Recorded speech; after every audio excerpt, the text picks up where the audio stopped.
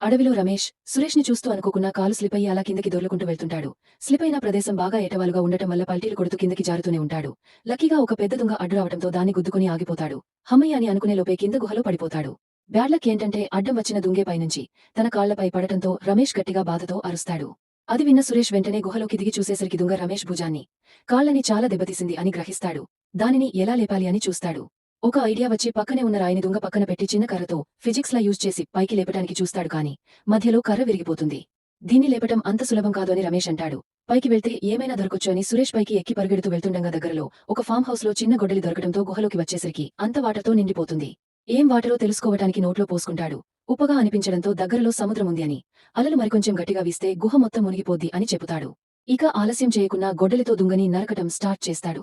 దానికి రమేష్ నవ్వుతూ ఈ పెద్ద దుంగని ఆ చిన్న గొడ్డలితో నరికేస్తావా అని హాస్యమాడుతాడు. ఏమో ట్రై చేస్తే తప్పేంటి అని సురేష్ నరుకుతాడు. అలా చిన్నగా నరుకుతుంటే మధ్యలో గొడ్డలి కర్ర విరిగిపోయి కిందకి పడిపోతుంది. సురేష్ ఫుల్ గా ఫ్రస్ట్రేట్ అయ్యి ఏమీ చేయాలి అని ఆలోచిస్తుంటాడు. మరోవైపు రమేష్ మునిగిపోతుంటాడు.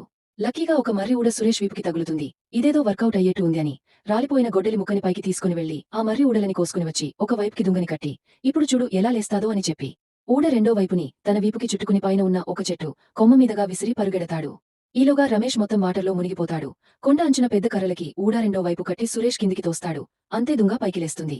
గుహలో రమేష్ ఒక్కసారిగా వాటర్లోంచి బయటికి వస్తాడు. థ్యాంక్ గాడ్ అనుకోని ఇద్దరూ హ్యాపీగా వెళ్లిపోతారు.